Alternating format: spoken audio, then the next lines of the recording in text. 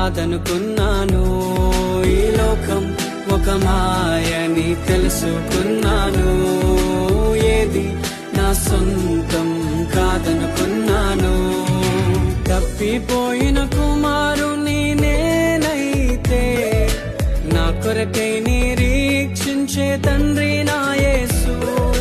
తప్పిపోయిన కుమారుని నేనైతే నా కొరకై నిరీక్షించే తండ్రి నా యేసు. ఈ లోకమంతా నేను వెతకినా నాకు లేదయ్యా ఎక్కడా ఆనందం. నీ సన్నిధిలో